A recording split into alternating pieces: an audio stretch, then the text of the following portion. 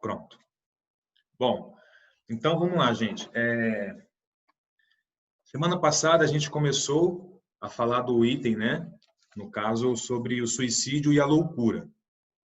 Então, só dando uma recapitulada, como a gente sempre faz, nós estamos estudando, então, as bem-aventuranças, certo?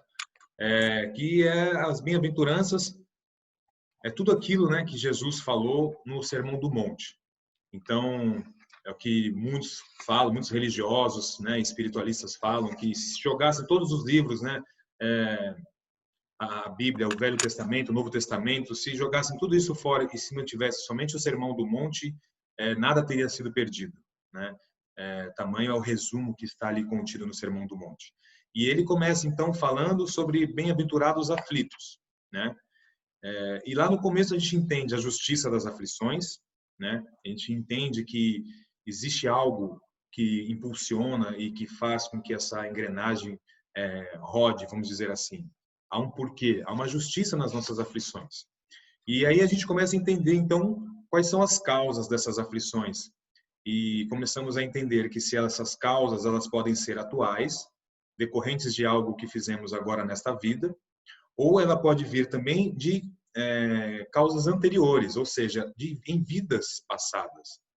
Então, erros e falhas que cometemos no passado, hoje estamos aqui a expiar, né, ou estamos a repará-los. Então, as aflições a gente entende o motivo, entende que elas podem ter a sua causa no passado ou no presente, e aí depois ele vem nos dizer, né, o porquê que nós esquecemos do passado, ele vem explicar o porquê do véu do esquecimento, ele vem mostrar para a gente o caos que seria se nós nos lembrássemos de todas as nossas vidas passadas, se nós aqui tivéssemos que conviver com os nossos algozes, sabendo o que fizeram, como fizeram, né? Então, olha o caos que seria e como ficaria comprometida a nosso reajuste, né? Como ficaria comprometido o selamento do perdão. Porque a gente entende que a doutrina explica para a gente que quando a gente comete as nossas falhas, os nossos erros, a gente primeiro reconhece que errou, né? Depois a gente tem que expiar e reparar, não é isso? O reparar, na verdade, é como se fosse o último passo de selar uma paz, vamos dizer assim. Então, depois que houve entendimento entre ambas as partes, enfim, quando há essa vontade entre os dois de acertarem e selarem uma paz, eles reencarnam e vêm com esse intuito de, entre uma relação, tentar resolver, não é? Então, olha só a importância de se esquecer o passado, porque mesmo que se nós viéssemos como filho, né, no caso eu, filho e mãe, lembrando as coisas que minha mãe fez, como eu conseguiria nutrir com ela o mesmo amor, né, que é algo normal que acontece nesse laço entre filho e mãe, né? Ao mesmo contrário, como a mãe conseguiria cuidar do seu filhinho, do seu bebê, sabendo que ele foi o responsável, né, pela sua saída mais breve da vida passada, vamos dizer assim, ou seja, saber que o seu filho que a assassinou numa vida anterior. Então, ele explica para a gente o porquê do esquecimento do passado, mas nos deixa bem claro também que, apesar do esquecimento, temos sempre a intuição do nosso passado, a intuição daquilo que nós viemos aqui para fazer. Então, olha como Deus é misericordioso. Ele faz a gente esquecer aquilo que dói, mas permite que a gente lembre aquilo que é importante para nós, né? Para que aqui a gente não fique rendido. Mas é necessário que a gente faça esse esforço. Lembra? Faça por onde que eu te ajudarei. Então, faça por onde, ouça ou queira dar voz, né? Ou queira dar força a essa voz interior que a gente tem, que nos diz o que devemos fazer e por onde devemos nos movimentar. Então, vamos dar voz ou vamos dar força a essa voz, para que então o céu, no caso Deus, nosso Pai, possa nos ajudar. Então nós temos sim o véu do esquecimento, mas temos também tudo isso na nossa intuição, guardado lá no na nossa memória, tá? E aí depois ele vem dizer sobre os motivos da resignação, ele vem explicar o que é resignação, né? Que é a gente submeter-se à vontade do Pai, vem explicar para a gente a importância de se ter a verdadeira resignação, que a verdadeira resignação não é abaixar a cabeça, né? Seguir adiante, chutando as pedras no caminho, resmungando, não é? Maldizendo a vida e principalmente maldizendo a Deus. Isso não é resignação. Resignação é, como Jesus mesmo fala, tomar o jugo sobre vós, né? E um jugo que é suave e um fardo que é leve, justamente nesse sentido. A resignação é isso, é trazer essas nossas dificuldades para esse entendimento de que é importante nós passarmos por essa prova, por essa dificuldade, por algum motivo. E que nós, então, tentemos sempre tirar um proveito disso, né? O ensinamento de tudo que nós passarmos. E não simplesmente nos revoltarmos, nos entristecermos, né? E questionarmos, e ficarmos apenas questionando a Deus o porquê disso, o porquê daquilo.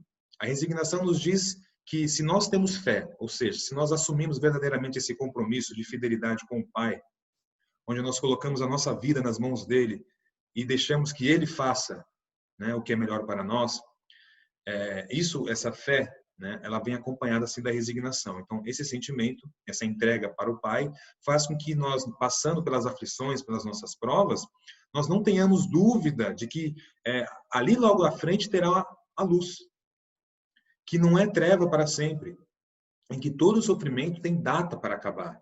Ele só tem o seu plano pedagógico a ser cumprido. Ele tem assim o seu intuito, o seu aprendizado a ser adquirido. Então, a partir do momento em que você passa pela expiação e você entende a lição nos seus, ou pelo menos em todas as vertentes ali, em todas as variáveis que aquela lição se dispõe, ela é retirada de você. Agora, quanto mais tempo você fica ali firme, duro, não deixando que aquela prova, que aquela expiação cumpra a sua ação, não é? Que é de regeneração, que é de melhoramento do seu espírito, enquanto você mantiver-se firme, mais tempo você vai passar por essa prova. Então veja como o fardo sempre é leve quando nós permitimos que o jugo seja suave. Então nós temos que deixar o jugo ser suave. O jugo o que é? É o peso da prova, é o peso da expiação. Então esse é o jugo, né? Agora, tomai sobre vós o jugo. Ele é suave. Agora, o fardo também é leve. Então, para que o fardo seja leve, é necessário que o jugo seja suave. Ou seja, a nossa caminhada tem que ser suave. A nossa visão perante as nossas dificuldades deve ser sempre positivista. Nós devemos sempre ter esse entendimento claro e aceito já dentro de nós. Esse Deus é todo poder e bondade, Ele só é misericórdia, Ele ama incondicionalmente as suas criaturas, ou os seus filhos, no caso. Como que ele poderia permitir que alguém sofresse por muito tempo? Como ele poderia permitir que alguém sofresse se não fosse para o bem da criatura? Então, partindo desse princípio, todas as nossas provas e expiações não podem ter um jugo muito pesado, não é? E ele fala então dessa questão do motivo da resignação. E aí ele parte para um outro entendimento que é muito importante, porque quando a gente não tem entendimento de tudo isso que eu acabei de falar para vocês, né? Quando a gente não tem entendimento do porquê das aflições, o porquê da causa delas, se você acha que você não é culpado agora, se você está sofrendo, se você não tem entendimento que esse sofrimento pode vir de uma vida passada, se você não entende por que você não lembra coisas do passado que impedem você hoje no presente de fazer as coisas, não é? Por exemplo, hoje no presente você tem uma dificuldade muito grande com seu irmão ou com seu filho e você não consegue entender por que você ama tanto, mas você não consegue conviver. Então, e às vezes esse não consegue conviver é gravíssimo, tá, gente? A gente fala assim, não consegue conviver, é aquele que não fala direito em casa? Não, é aquele que sai em vias de fato sempre com seus irmãos, ou com outro parente qualquer que tem essa dificuldade, gosta, mas está sempre em atrito, sempre em conflito e não consegue entender por quê. Então, veja, sem esses entendimentos e sem entendimento da necessidade da resignação, a pessoa começa a enxergar o quê? Que só há uma coisa na vida. Você nasce e morre, e acabou. Ou seja, você começa a ter uma visão materialista da vida. E isso facilita o quê? Ao suicídio, né? Ele vem explicar aqui, no suicídio e a loucura, justamente nesse sentido, de que o suicida, por não conhecer, né, nenhum desses fatores que a gente falou aqui agora, e por acreditar que não há vida futura, ele acha mais cômodo querer se livrar da dor atual, retirando-se da vida. E que é um ledo engano, porque a vida continua. E o sofrimento vai ser potencializado, não é? Porque se até então ele estava aqui passando por provas e expiações, lá ele vai passar, além das provas e expiações que ele já tinha, ele vai acumular mais essa de ter desencarnado dessa forma. Então, o sofrimento vai ser muito maior. Então, nesse capítulo, ele vem explicar tudo isso.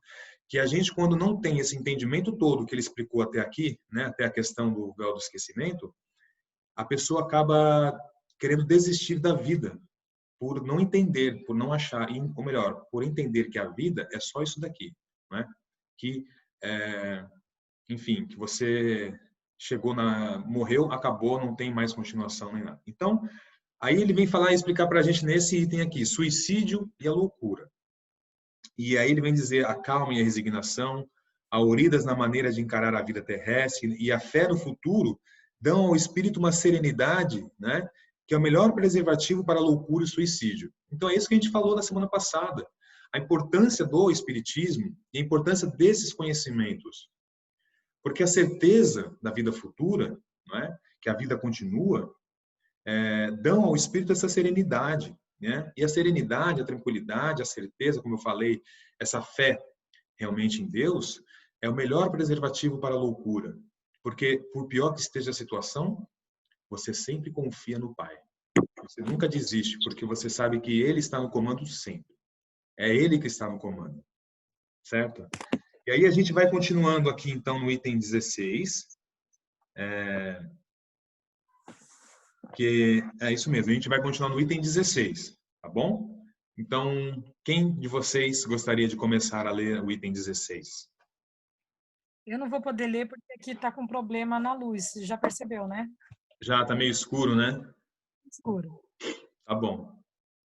Lavínia, Alessandra, quem gostaria?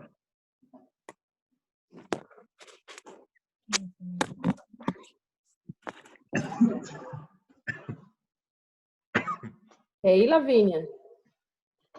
Eu posso ler, mas tem sempre um barulhinho de fundo aqui. Tem criança brincando. Tudo bem? Não tem problema? Não? Então, Pode ir, Lavínia, não tem problema não. A incredulidade, a simples dúvida sobre o futuro, ou, numa palavra, as ideias materialistas são os maiores estimulantes ao suicídio. Trazem a covardia moral.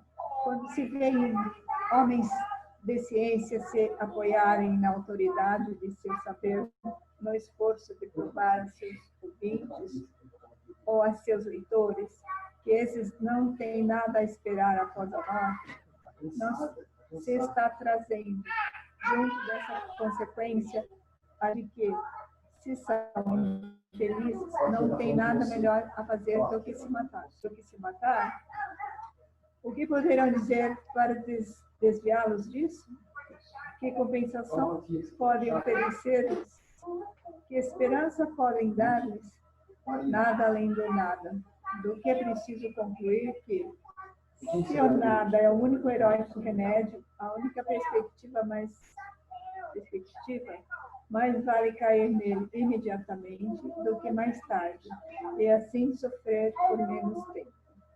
Bom, então ele vai falando o seguinte para a gente, uma coisa importante que ele vai trazer essa comparação.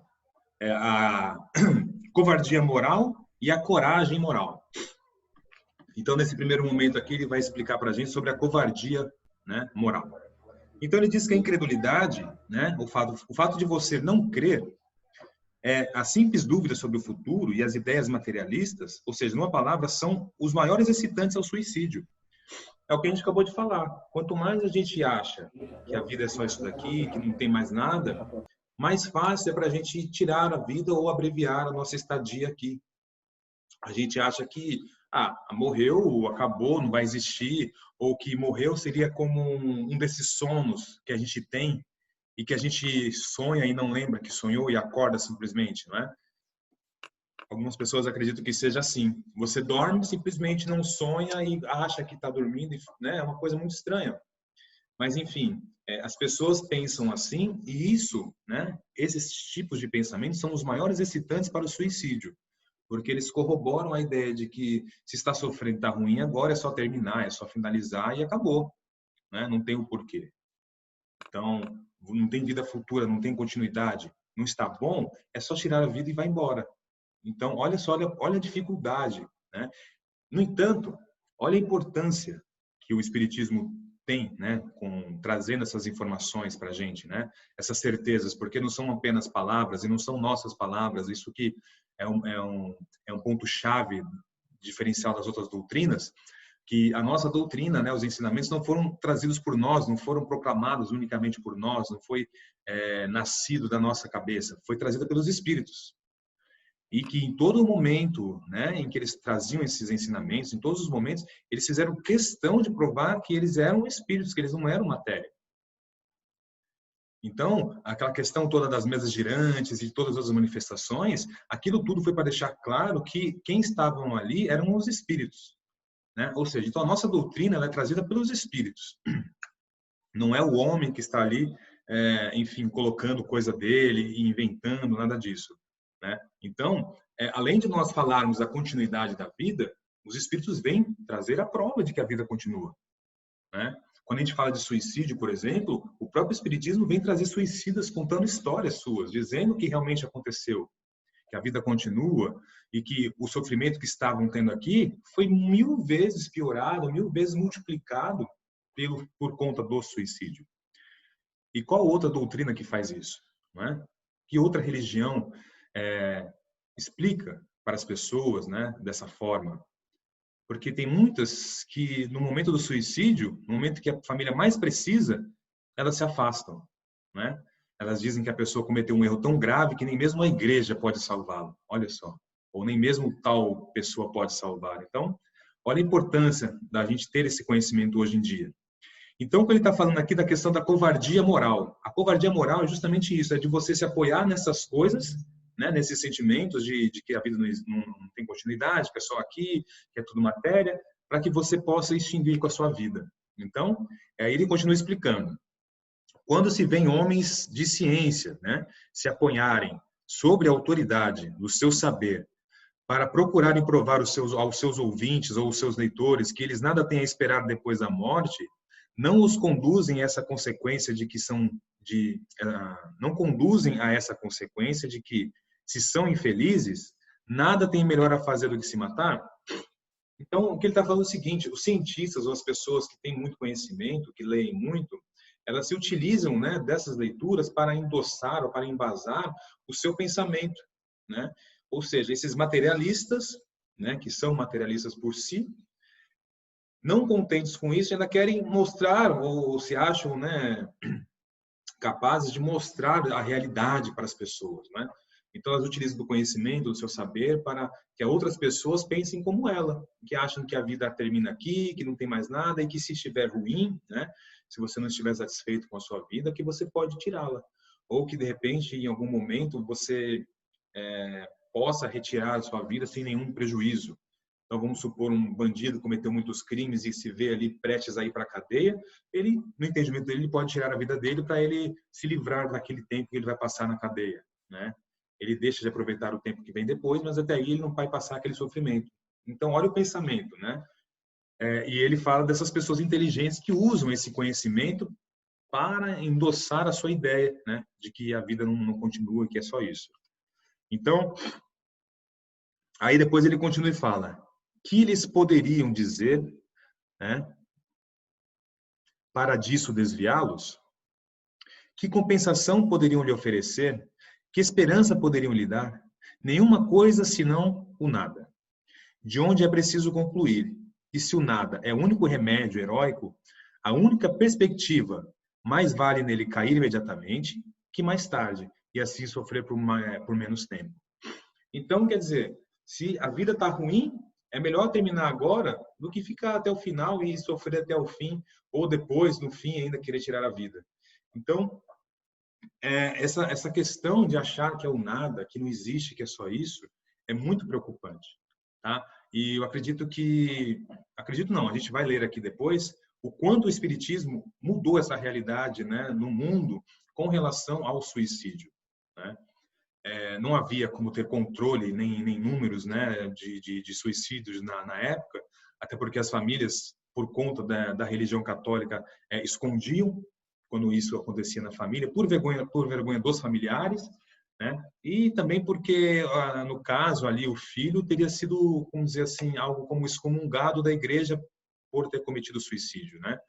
Então, eu quero dizer o seguinte, que não tem como a gente ter números para comparar antes e depois do espiritismo, mas a gente sabe realmente por relatos, e Kardec até vem falar depois, quantas pessoas desistiram do suicídio após conhecer o espiritismo, né? Então, são relatos de pessoas que realmente pensavam em se matar e depois, com o conhecimento do espiritismo, vendo ali pessoas que vieram, voltaram para falar de como foi o ato do suicídio, convenceu muitas pessoas, sim, a desistirem do ato.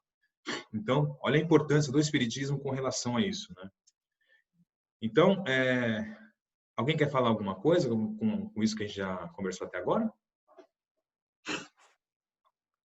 Não? Você quer continuar lendo, Lavínia?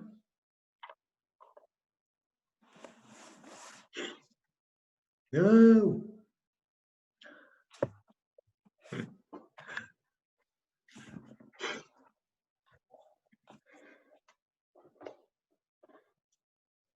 Lavínia? Travou? Ixi, bem na hora que ela ia lá falar, travou. Travou. Bom, eu vou... Você quer ler, Alessandro?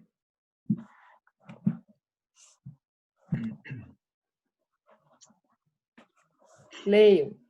Tá bom. Então, vamos lá. Voltou a Lavínia? Ela voltou. Ah, voltou? Aqui para mim tá travado ainda. Tá. Então eu vou. Então, vai lá. Tiro Ah, barulhinho aqui da Marília. Deixa eu voltar rapidinho. deixa a vovó.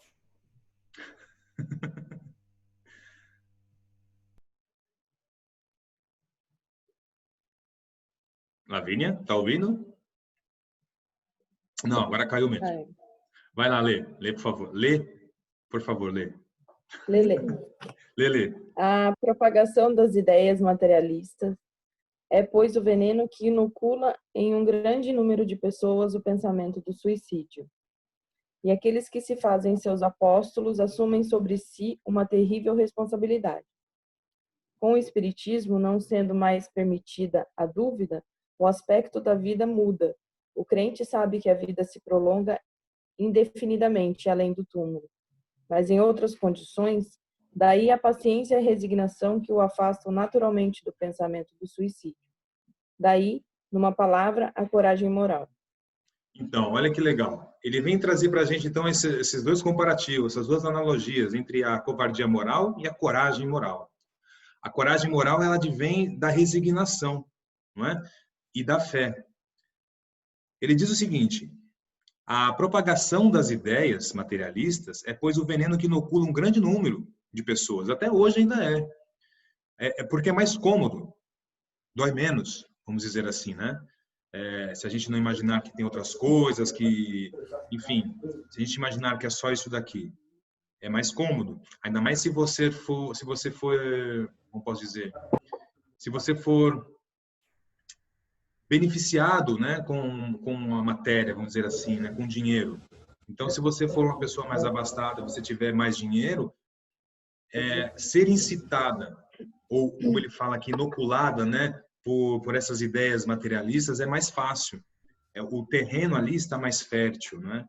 Então, as ideias materialistas, tanto quanto o capitalismo, ele é mais fácil, ele encontra um terreno muito mais fértil quando você tem dinheiro, quando você tem como continuar com aquilo, né? Enfim, ele explica para a gente que a propagação dessas ideias materialistas incitam muito mais pessoas ao suicídio, não é? E aí depois ele fala: e aqueles que se fazem seus apóstolos assumem sobre si uma terrível responsabilidade. Isso aqui que ele falou é uma coisa muito importante. Quando a gente fala, por exemplo, do suicídio, a gente entende que há o suicídio direto, o suicídio indireto, né? E o suicídio induzido, né? Há também a questão da indução ao suicídio, né?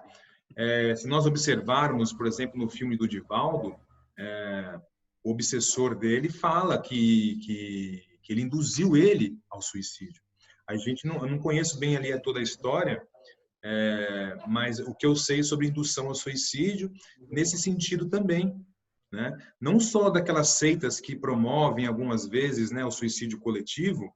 Esse pastor ou essa pessoa que é responsável, ela vai ser responsabilizada assim como ele fala aqui, né, por essas ideias, por inocular essas ideias. Assim também como as pessoas materialistas também vão ter a sua responsabilidade por aquilo que falaram, por incitarem tantas pessoas de que Deus não existe, de que a vida não continua, que é só isso daí, que é só aqui. E daí que vem tantas pessoas em vidas sucessivas ou vidas posteriores com a dívida com a palavra. São oradores de todos os tipos.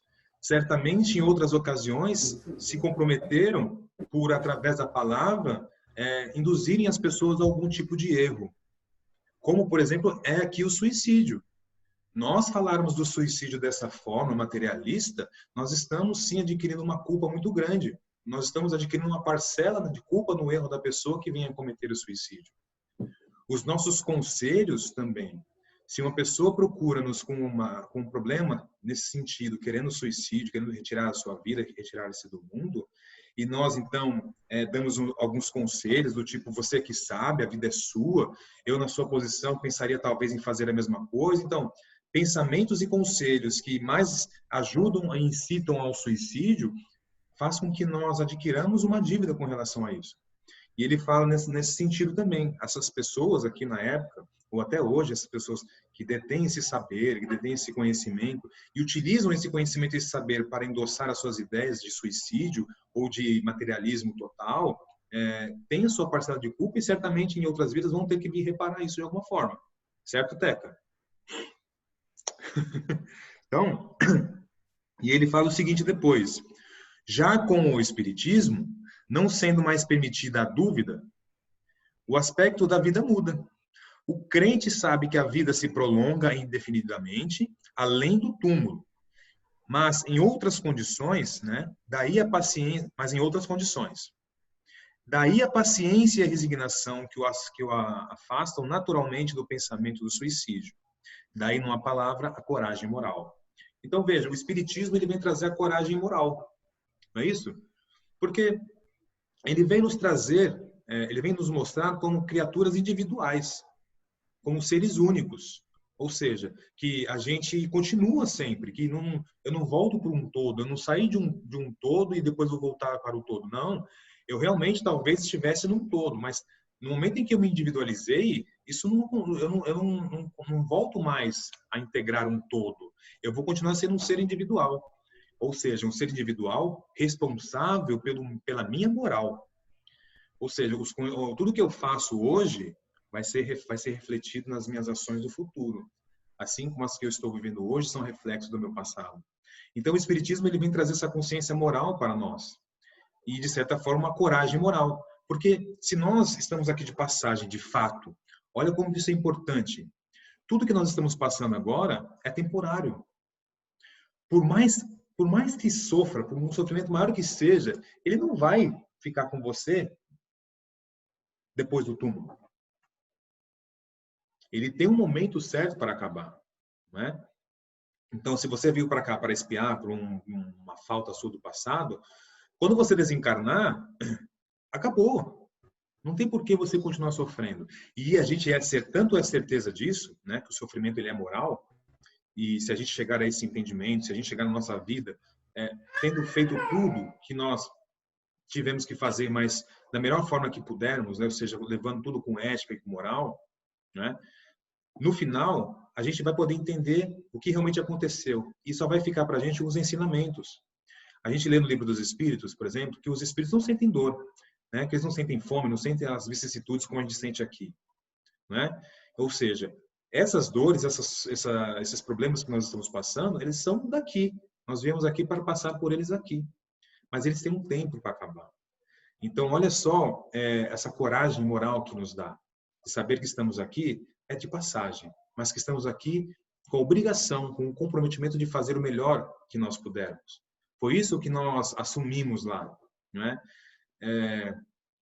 E é engraçado porque acho que a Vânia tinha comentado comigo essa semana de que algum palestrante falou assim, que às vezes nós ficamos infelizes porque não estamos levando a vida que queremos levar, ou não temos a vida que queremos. E é mentira. Nós temos exatamente a vida que queremos. Porque lá no plano reencarnatório, nós pedimos muitas das coisas que nós estamos recebendo agora, e muitas das coisas que nós estamos recebendo que nós não pedimos, são para nós, são complemento daquilo que nós queremos. Então, veja, se no plano reencarnatório nós queríamos, por exemplo, ser pessoas mais caridosas, aqui vão ser sempre colocadas situações em que a gente possa ser caridoso. Mas nem sempre, às vezes, é só uma caridade, só a caridade. Ela tem todo o processo da caridade, tem a abnegação, né? Tem a benevolência, tem todas as outras virtudes que acompanham a caridade, que elas podem ser desenvolvidas também em outras provas que a gente passa. Conclusão. Nós estamos levando a vida exatamente do jeito que nós temos que levar. A vida que nós temos é exatamente a vida que precisamos e que é nossa. Não é não é, as pessoas acabam achando que não, mas não é isso que eu queria ter mais isso, menos daquilo, e não sei. Não. Agora você está pensando assim porque você está sendo influenciado pela matéria. Por estar aqui imerso na materialidade, no mundo, você está pensando mais nas coisas materiais, mais nos prazeres, né, em atender às suas satisfações. Lá, a gente tem a questão moral, né, mais ampliada. Então, a gente tem uma preocupação maior com o nosso desenvolvimento, com o nosso crescimento espiritual. Então, a gente planeja tudo lá com esse entendimento de chegar aqui e evoluir moralmente. Ninguém vem para cá querendo ter carro, casa, ser rico, ser famoso, nada disso. A gente vem para crescer moralmente. As provas são trazidas e as expiações de acordo com as nossas necessidades. Então, sejamos felizes com a vida que estamos levando, porque com certeza é a vida que pedimos para ter. E se ela não está tão boa, é porque estamos enxergando com a ótica errada. Certo? Então, ele vem falar para a gente da importância que o Espiritismo traz para a gente, essa coragem moral, que é tão importante. Quanto o Espiritismo, ou melhor, quanto o materialismo, traz a covardia moral. Traz a covardia moral. Porque você se esconde, né, no desconhecido, na certeza do desconhecido, melhor dizendo, né? É muito difícil você ter certeza de que quando morreu acabou, quando morreu acabou, você não veio aqui para contar. Então, que certeza é essa? Então, é uma certeza do desconhecido, né? É uma falsa certeza. E essa certeza, ela é tão incerta que ela precisa de um monte de outras besteiras, de um monte de outras ladainhas para ser maquiada e ser aceita, né? Que é o que ele fala aqui dessas pessoas inteligentes, né? Que se utilizam do conhecimento, da leitura, para, de certa forma, através de um sofismo, mais ou menos, endossar a ideia dele. Então, ele é uma pessoa triste, amargurada, acha que a vida não faz sentido, não tem sentido nenhum, que Deus não existe, que é tudo só matéria. Ele, através da ciência, tenta corroborar essa sua ideia e acaba levando muitas pessoas também ao erro, como ele mesmo tem levado a si próprio. E aí depois ele volta com esse comprometimento, né, de ajudar essas pessoas a quem ele tanto atrapalhou e também ajudar outras pessoas para que não caiam no erro que ele também caiu. Então, vê como é difícil, né? E tudo que falta nisso, gente, é humildade, né? Quando a gente não tem humildade, a gente sempre erra, sabe? Quando a gente sai da humildade, quando a gente deixa de reconhecer a nossa pequenez diante do mundo, quando a gente deixa de reconhecer que existem outros espíritos muito mais evoluídos à frente de tudo isso, né? Não esquece que tem Jesus e Deus conduzindo tudo isso. Quando a gente perde essa humildade de reconhecer tudo isso, a gente acaba sempre errando. A gente acha que é autossuficiente, acha que não precisamos das outras pessoas, enfim, tudo falta de humildade, tá? Quando a gente vai se afastando da humildade, a gente se afasta do caminho. Precisamos sempre manter-nos humildes. Humildes não é no sentido de humilharmos, não é isso. Às vezes as pessoas confundem, né? Ser humilde é ser perrapado, é se vestir mal, é não ligar. Não é isso. A humildade de coração. Quando Jesus fala da humildade, né? Quando ele fala, aprendei de mim que sou brando e humilde de coração, ele fala humilde de coração. Não é material, não é questão do coração. É de você sempre se colocar à disposição do próximo, é de você estar sempre buscando entender a maravilha daquilo que está acontecendo. As pessoas, por exemplo, vem uma tempestade e simplesmente reclamam porque não podem sair, porque a árvore caiu em cima do carro, porque aconteceu não sei o quê. Quer dizer, só consegue enxergar as coisas ruins que a tempestade trouxe. E é engraçado quando a gente ouve, provavelmente lê, por exemplo, no Fonte Viva, Emmanuel falando, né, do poder da tempestade, né? Porque olha só, olha o que a tempestade movimenta. Porque além, lógico, né, das sementes, das frutas e tudo aquilo que é trazido, toda uma renovação acontece numa tempestade. E na nossa vida é a mesma coisa. Às vezes nós passamos por tempestades, por problemas. E sempre acontece uma coisa que acho que para todo mundo é assim, começa sempre com um raio, né? As grandes tempestades da nossa vida.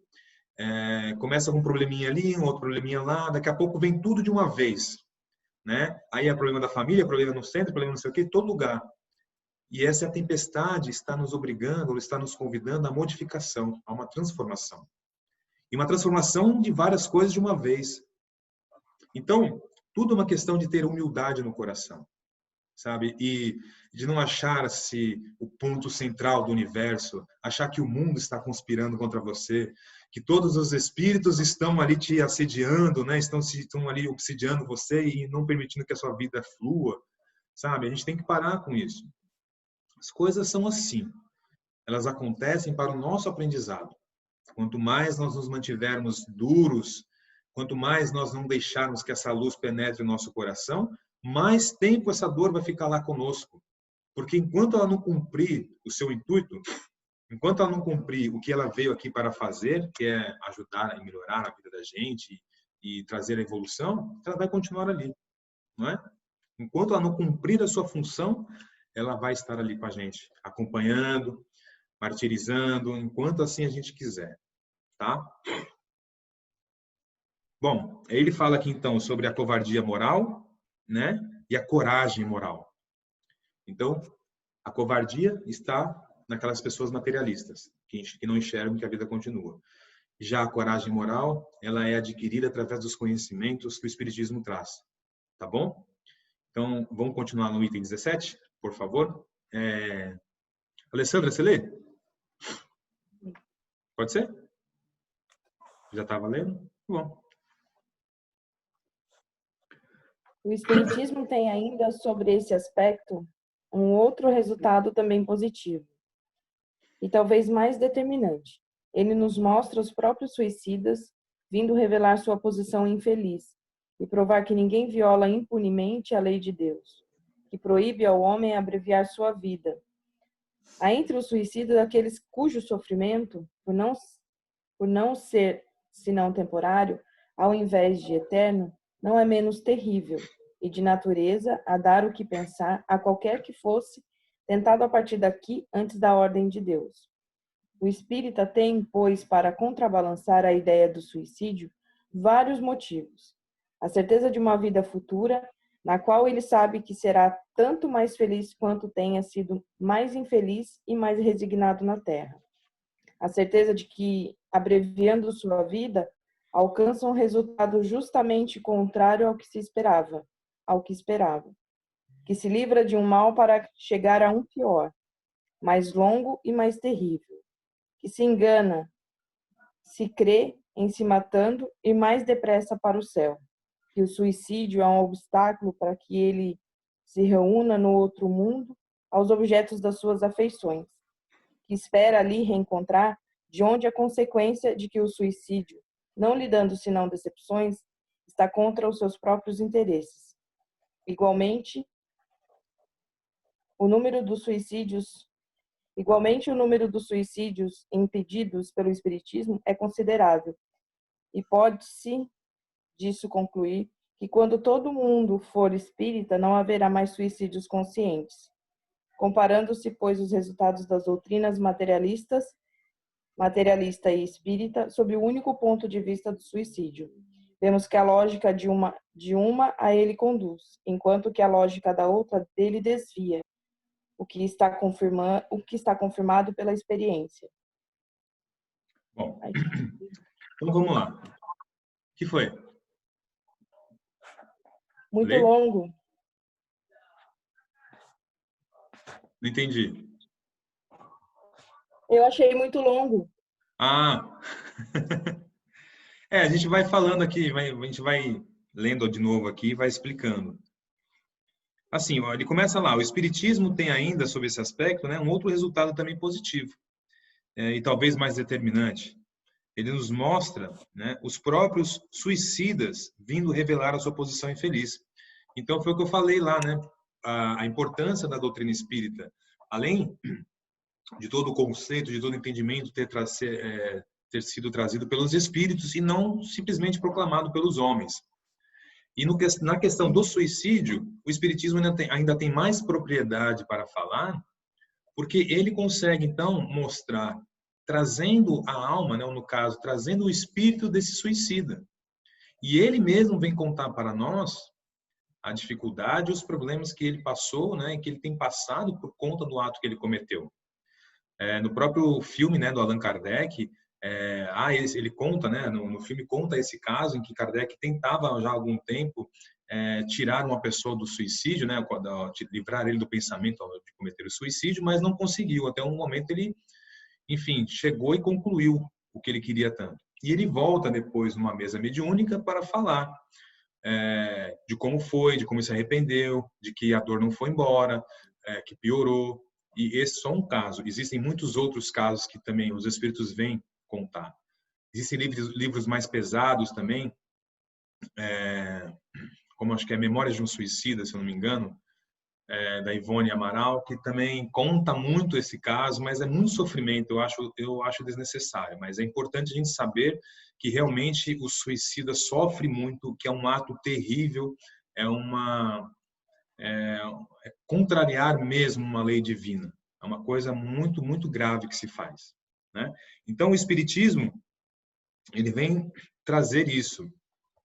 Ele vem trazer essa propriedade ao falar da questão do suicídio, né? Então, ele não vem simplesmente dizer que o suicídio é uma coisa ruim. Ele vem provar. Ele vem trazer ainda mais as pessoas que cometeram suicídio para falarem, para contar o seu caso, né? Ele nos mostra os próprios suicidas vindo revelar a sua posição infeliz, e aí ele fala, e provar que ninguém viola impunemente a lei de Deus, que proíbe ao homem abreviar a sua vida. Então, contrariar uma lei de Deus realmente não vai ficar impune, tá? A lei de Deus está escrita na nossa consciência, então nós não podemos alegar ignorância nesses sentidos, tá? A gente sabe que está fazendo errado, a gente sabe que está contrariando. No suicídio, ele não comete o ato de uma vez. É um ato pensado. Ele pensa antes de fazer, pelo menos uma vez. Ou seja, se ele pensou, se ele raciocinou, se ele já não agiu de pronto, é porque algo dentro dele impeliu a reflexão. Não é? Não é assim que funciona? Quando a gente tem certeza de uma coisa, a gente não pega e faz sem pensar? Quando a gente tem dúvida, a gente, na hora que acontece uma coisa, a gente pensa pelo menos uma vez antes de fazer. Se a gente não sabe, se a gente nunca entrou numa rua, a gente não chega entrando nela direto sem antes certificar se ela é mão ou contramão. Quando a gente já conhece essa rua, a gente já vai entrando. Não é assim? As coisas da nossa vida também funcionam assim. Se a gente tem dúvida, né, é porque alguma coisa ali tem, uma outra situação, algum outro ponto de vista. E se mesmo assim a gente inflige, né, se a gente passa por cima dessa nossa dúvida, a gente tem que pagar, de certa forma, pagar por isso, né? É o nosso livre-arbítrio, a gente fez uso dele, a gente tem que ser responsável por isso.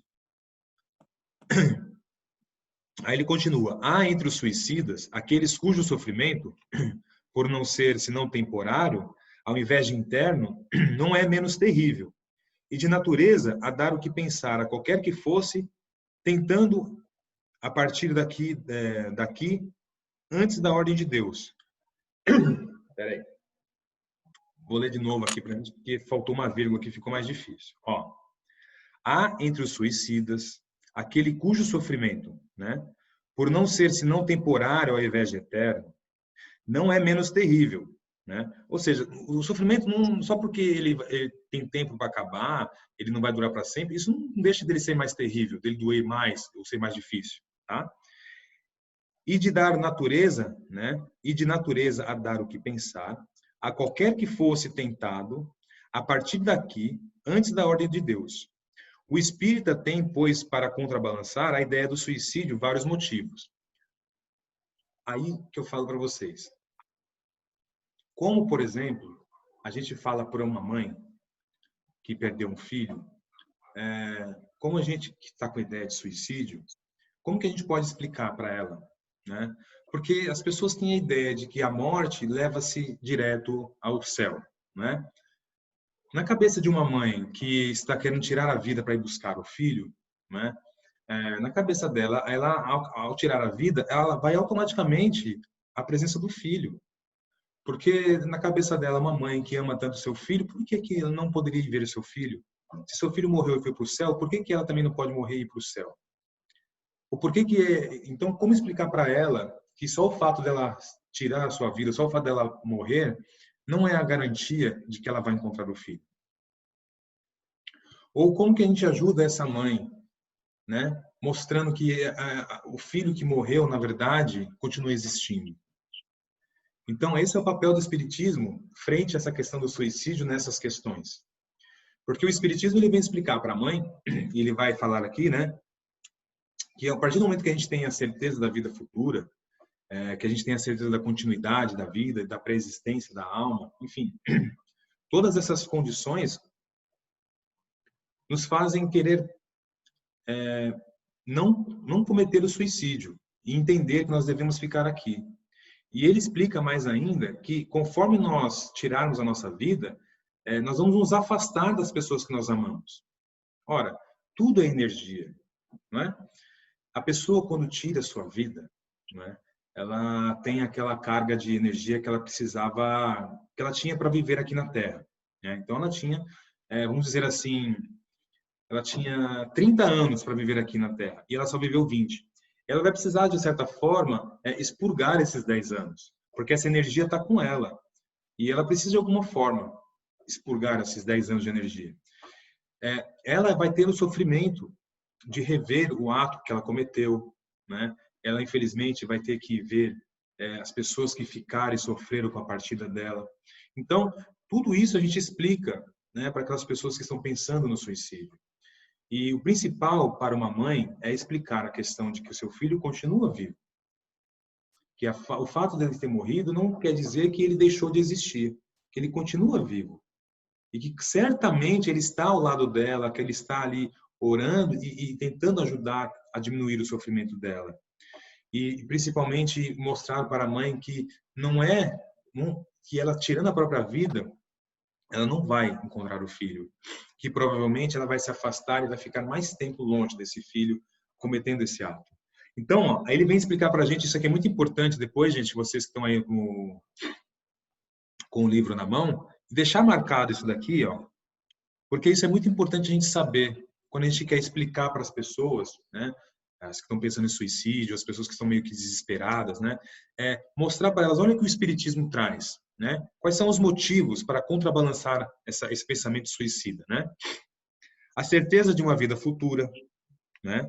Que mais? Na qual ele sabe que será tanto mais feliz quanto tenha sido mais infeliz e mais resignado na terra. Ou seja, é o que Jesus fala. A nossa condição futura está na forma como nós vivemos aqui. Então, se nós vivermos bem aqui, se nós passarmos bem por essa encarnação, nós seremos felizes lá. E é lá que queremos ser felizes. Porque é lá que importa, lá é a nossa vida definitiva, a nossa verdadeira vida. E também nas outras vidas. Porque quando a gente fala assim que a compensação vem na vida futura, a vida futura não é quando nós chegarmos a espíritos puros só. Não é isso. É numa próxima vida mesmo, numa próxima encarnação. Né? Então, quando fala das bem-aventuranças, bem-aventurados agora, porque serão consolados, quando fala que a felicidade não é deste mundo, é do outro, é nesse sentido. Aqui, nós estamos sempre aprendendo e espiando coisas do passado, sempre nos melhorando, nos burilando para sermos espíritos melhores do futuro.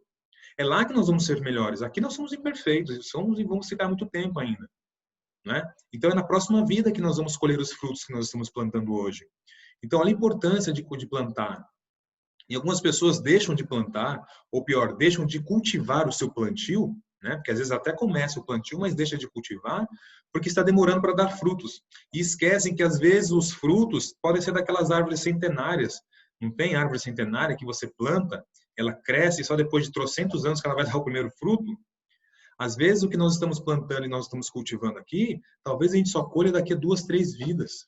Não sabemos como funciona essa matemática.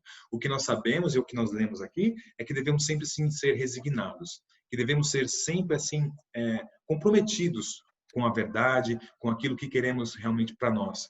Então, se nós queremos evoluir espiritualmente, que nós leiamos, que nós estudemos, que nós pratiquemos a caridade, que nós não esperemos a compensação e os frutos de todo esse plantio agora. Mas na natureza, no universo, nada se perde. Não é assim? Nada se perde. Então, tudo que nós fazemos irá voltar para nós de um jeito ou de outro. Então, não nos preocupemos com o tempo, com a forma. Às vezes, nós damos ao mundo laranjas e recebemos pêssegos e achamos que não estamos recebendo o que nós mandamos. A gente manda para o universo aquilo que nós temos. O universo manda para a gente aquilo que nós precisamos receber. Porque nada se perde. Nós não precisamos receber o que nós não precisamos. Não precisamos ter muito dinheiro, muitas coisas, se nós não precisamos disso. Se isso vai mais nos atrapalhar do que nos ajudar. Nós recebemos, a gente leu aqui também uma parte que fala que nós recebemos todos os recursos que nós precisamos para essa encarnação.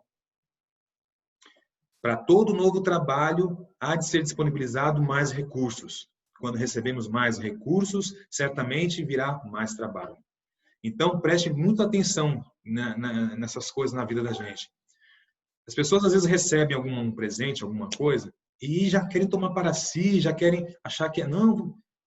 Se você está recebendo recursos, tenha calma. Certamente, esse recurso é para ser direcionado a alguém. Deus, quando quer ajudar um outro filho, coloca os irmãos para se ajudarem. Não é assim?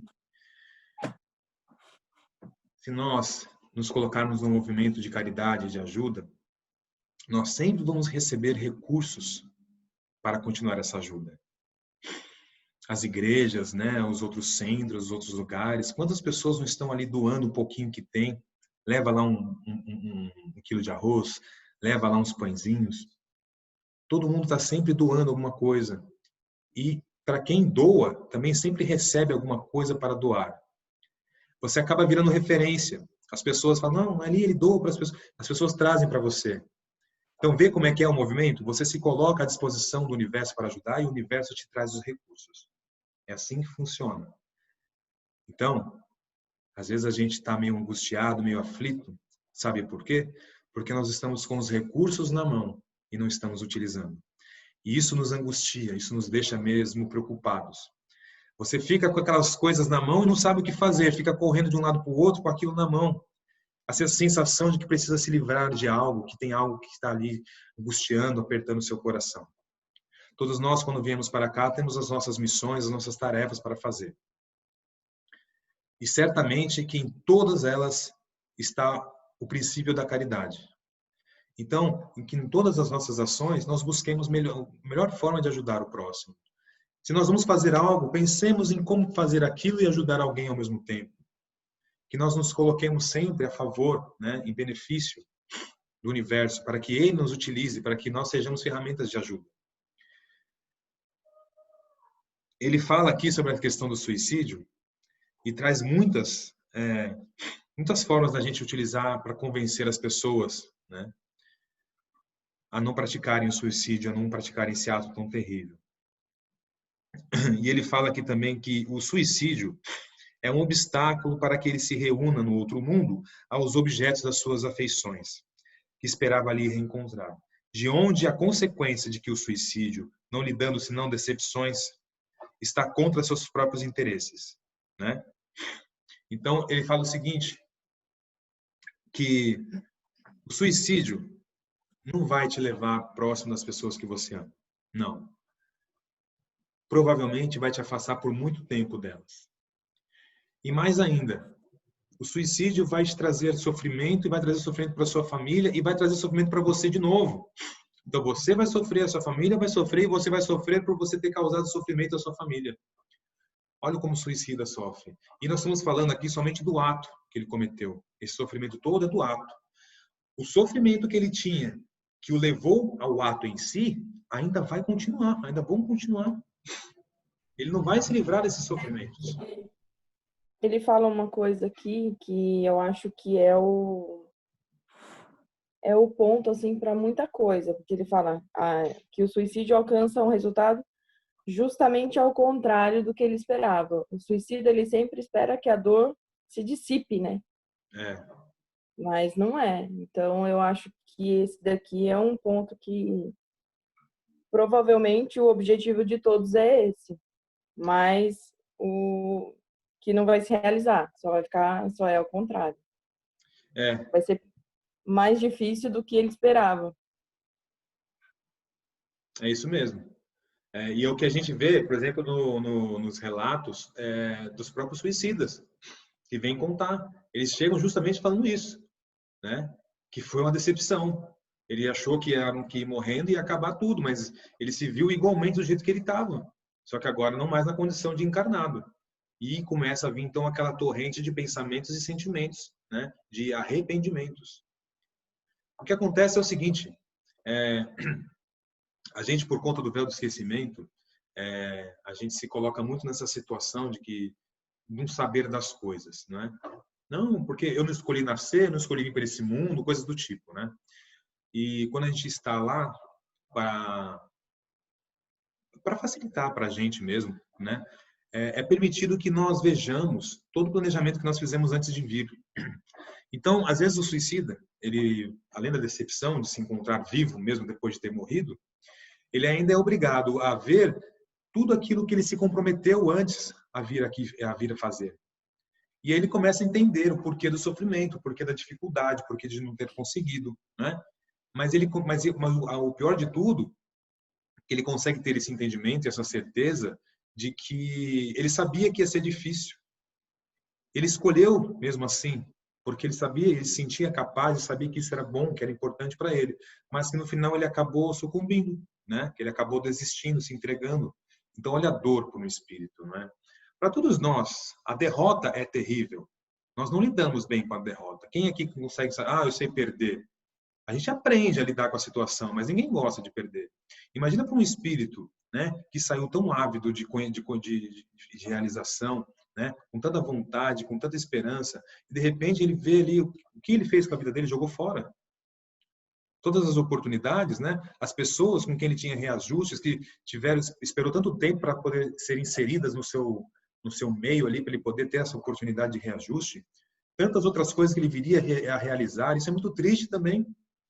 Porque o espírito, depois, ele tem que ver não só o passado, né? Mas ele tem que ver também a possibilidade do futuro. As coisas que ele poderia vir a realizar. Quer dizer, ele vai chegar ao entendimento de que se ele tivesse tido um pouquinho mais de paciência, se ele tivesse um pouquinho mais de resignação, Deus teria dado todo o bálsamo que ele tanto esperava encontrar com o suicídio. É tudo uma questão de tempo. Embora para o espírito não haja tempo, aqui para nós ainda somos condicionados ao tempo, porque o tempo, ele está correlacionado às coisas que queremos atingir, às coisas que queremos ter. Tudo, né, depende de um tempo. Até mesmo para você comer. Se você quiser comer uma refeição agora, você depende de 2 horas de trabalho para conseguir uma refeição. Então, tudo para nós é condicionado ao tempo. É normal, aqui é assim. Só que a gente precisa esquecer, ou melhor, a gente não pode esquecer, temos que lembrar sempre que tudo isso daqui é passageiro. Eu lembro aqui daquela parábola que fala do fazendeiro tão preocupado com o seu silo, né, que estava cheio, que não cabia mais, e ele todo preocupado porque tinha mais coisas para colher e guardar, e ele não tinha onde pôr, e ele todo preocupado em construir um armazém, um silo maior para poder colocar mais coisas e armazenar mais, e guardar mais e ter mais, tão preocupado com isso. E aí depois o Espírito fala, mal sabe ele que hoje à noite Deus pedirá a sua alma. Ou seja, ele estava tão preocupado hoje em fazer as coisas hoje para tal, e não sabia ele que essa noite mesmo Deus ia chamá-lo de volta ao convite ao plano espiritual. O que eu quero dizer é que às vezes a gente coloca, como tudo, um tempo, mas às vezes a gente coloca um tempo errado. A gente coloca um tempo maior numa coisa que é um tempo menor. Como eu disse, todo sofrimento tem hora para acabar. Nós não sabemos quando, mas nós sabemos como ele acaba. Porque se o sofrimento, o intuito dele é fazer com que nós aprendamos uma lição, que nós expiemos algo do passado, quanto mais nós entrarmos nesse movimento, quanto mais nós deixarmos esse movimento nos abraçar, mais rápido esse sofrimento vai. Porque é como um contato com uma pessoa estranha. Se você logo vai fazendo amizade, já se entrega, já vira amigo e pronto, é mais fácil. Agora, se para você precisa de um olhar, depois você precisa de um aperto de mão, depois precisa ter uma oportunidade para conversar, ou seja, quanto mais dificuldade você põe em se envolver com aquilo que é seu, uma coisa que veio para você, mais tempo você vai passar por aquilo. Então, é necessário que nós tenhamos essa visão sobre os nossos sofrimentos. Primeira coisa, não vamos fugir dele. Não vamos fingir que ele não existe, que ele não está ali, não vamos deixar ele na gaveta, ali escondidinho, não. Vamos olhar para ele de frente. Mas vamos olhar para ele com os olhos da alma, não com os olhos aqui dos cientistas, né? dos homens da ciência. Não vamos olhar para os nossos problemas com esse olhar, vamos olhar com os olhos do espiritismo, com os olhos da alma, com os olhos daquilo que enxerga o futuro. Imaginar que se nós estamos sofrendo agora, esse sofrimento tem uma causa ou no presente ou no passado, mas que certamente vai ser muito bom no futuro para a gente. Tá? E aí depois ele fala assim, no final, como eu disse para vocês, com relação ao espiritismo e às outras doutrinas, não é? Ele fala assim: comparando-se, pois, os resultados das doutrinas materialistas e espírita sobre o único ponto do suicídio, ou seja, então, a gente pegando todas as outras doutrinas, comparando com a nossa, unicamente pela ótica do entendimento do suicídio, né? Então, fazendo uma analogia apenas com a visão que cada uma das doutrinas e religiões tem acerca do suicídio, né? Ele fala o seguinte: vemos que a lógica de uma a ele conduz. Ou seja, a lógica de umas doutrinas, de alguns pensamentos, conduz o ser ou o espírito ao suicídio. Enquanto que a lógica da outra, no caso o espírito, dele desvia. No caso do espiritismo, dele desvia. O que está confirmado pela experiência. Então, foi o que eu acabei de falar para vocês. Algumas até incitam o suicídio, porque imagina você, vamos lá, gente. Se na Igreja Católica, por exemplo, é só um exemplo, tá? Porque aqui eu li, aqui eu vi, tem algum entendimento. Lá, se você cometeu suicídio, você vai para um lugar, vai para o inferno direto e você não tem purgatório, não tem parada. Você vai direto e reto, né? Tanto que a igreja, ela não pode rezar missa nem nada, porque onde você está, meu amigo, só Jesus na causa. A igreja não pode fazer nada por você, é mais ou menos isso. Agora, imagina por uma mãe ouvir isso, né? O que uma mãe pensa? Se você fala assim, seu filho está na cadeia, lá no presídio do Tremembé, uma mãe não vai lá? A mãe não vai lá? Não importa onde for, a mãe não vai? Se a gente falar para uma mãe que seu filho se suicidou e que ele vai para um lugar onde nem mesmo a igreja pode ir, somente Jesus, você acha que uma mãe dessa não vai tentar também o suicídio para também ir a esse local e ficar com o filho? Olha a tragédia que é, né? Olha como, então, esse pensamento incita realmente ao suicídio. Enquanto o espiritismo afasta, porque o espiritismo afasta já no primeiro ato. Mas se o espírito ali ainda cometer, a mãe não vai cometer o suicídio também. Porque a mãe vai ter o entendimento, vai ter essa explicação de que o filho cometeu um erro, né? E que por mais que ela queira ir atrás dele, ela não vai conseguir ir, né? Que mesmo ela tirando a vida dela, não é uma garantia de que ela vá para o mesmo lugar que o filho foi. Até porque o pensamento do suicídio é outro. Um está se suicidando pelo amor, o outro pelo desespero ou pela covardia moral. Então, certamente que a mãe vai sim, de certa forma, esse suicídio vai ser atenuado. Porque o motivo, o agente motivador ali é outro. Um pouco da ignorância e muito de amor. Então, realmente, ali vai ser abrandado. Mas olha a importância que o espiritismo tem com relação a esses conflitos. E é o que ele fala que realmente é perfeito, é lindo. Não na questão de querermos ser egocêntricos e achar que a nossa doutrina é a mais perfeita, é melhor. Não, mas ele diz que no momento em que todos forem espíritas, o suicídio consciente vai terminar. Porque daí, então, você, como espírita convicto, você vai ter essa certeza de que a vida continua. No sofrimento da alma, depois, se consumar o suicídio. Então, certamente que quando o mundo for espírita, tiver essa certeza da continuidade da vida e da preexistência da alma, ainda que não se tenha a total certeza da destinação ou do local onde fiquem as almas, né, onde fica a erraticidade, ou seja, os cientistas estão mais próximos de provar que a vida continua do que, de fato, onde o espírito fica após a morte. Tem vários dados e várias pesquisas que mostram que mesmo após a morte do corpo físico, ou seja, mesmo depois da falência do coração, a parada da atividade cerebral, ainda há atividade biológica dentro do corpo. Ora, se não há coração batendo, se não há cérebro fazendo funcionar, quem é que ainda mantém essa bioatividade no corpo? Então, são coisas que a gente tem que explicar. Outra coisa, os cientistas hoje eles já têm a plena convicção de que o cérebro ele recebe impressões de outro lugar, de que ele não é gerador de nada, e sim que ele apenas é responsável por receber impressões e repassá-las ao resto do corpo. Então, de onde recebemos essas impressões? Já não é mais o cérebro. Então, você vê como vai caminhando para explicar que a vida continua, de que não é só aqui. Então, aos poucos, a humanidade vai se tornando espírita. E é o que ele falou, que o destino da humanidade não é o espiritismo, mas o destino de todas as outras religiões é ser espírita, é ser espiritualizado. Não é isso?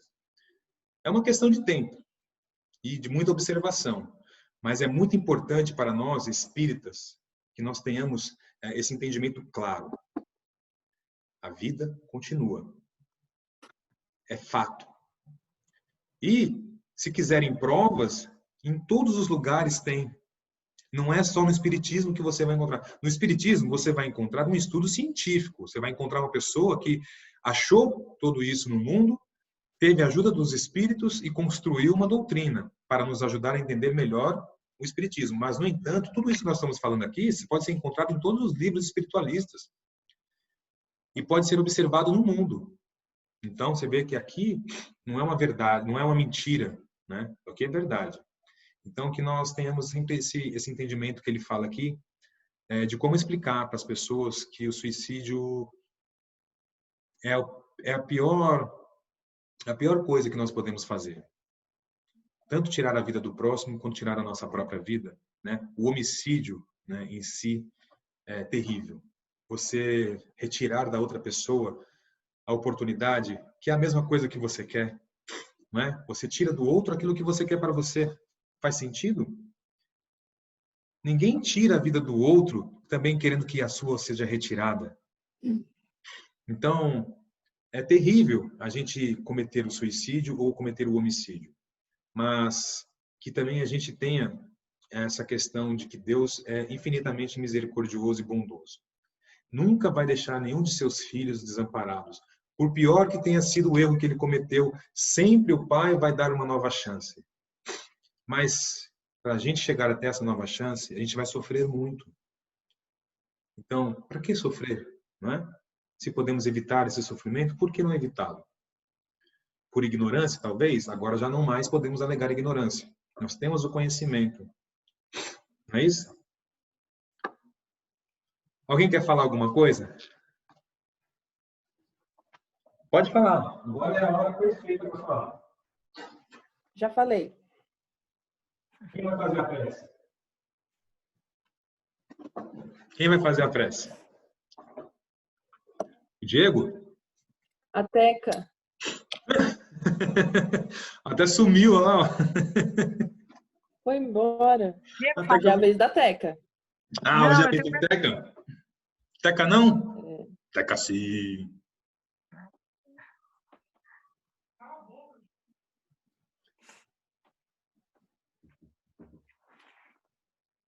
Ei? Quer que eu faça a prece? Eu faço a prece. Ela não vai fazer? Quer fazer a prece, Teca? Não. Não? Quer fazer, Alessandra? Faço. Quer? A Lavínia, pode ser também, ó. Eu faço. Então, bom. Então, a Alessandra vai fazer a prece, tá bom? Então, vamos lá. Vamos fechar os olhos agora, tá bom? Vamos lá. E agradecer a Deus, nosso Pai, ao nosso Mestre Jesus, pelos seus ensinamentos, que nos dão coragem, nos dão força para que possamos enfrentar as nossas dificuldades.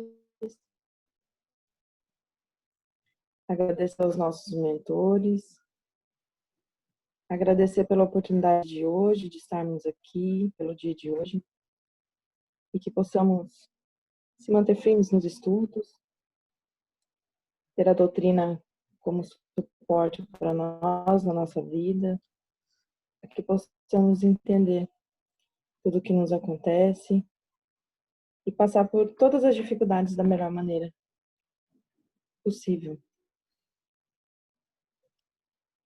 Agradecer a espiritualidade.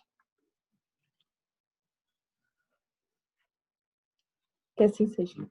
Graças a Deus. Assim seja, graças a Deus. Muito bom. Eu quero dizer que eu estou muito feliz por vocês persistirem no grupo, por vocês continuarem. Queria reforçar também o grupo do WhatsApp para quem quiser colocar as dúvidas.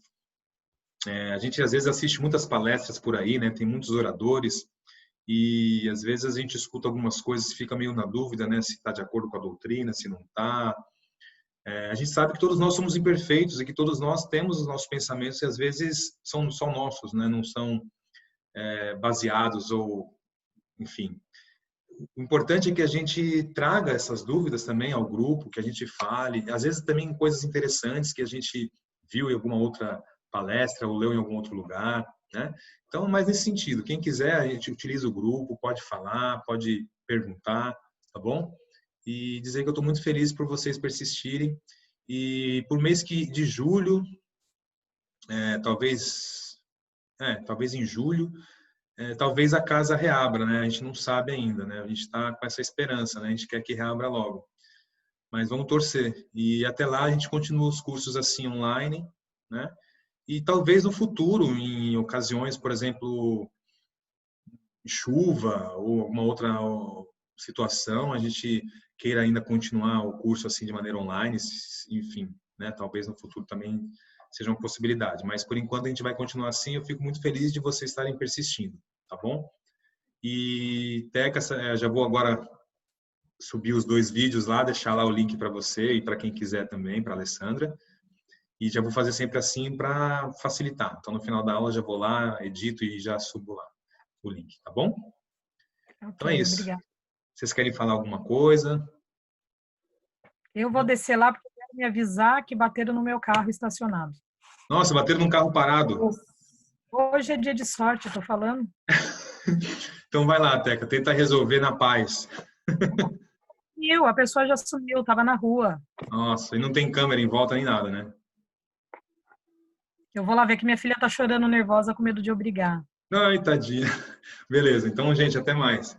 Fica com Até mais. Deus. Tchau. Tchau, Alessandra. Tchau.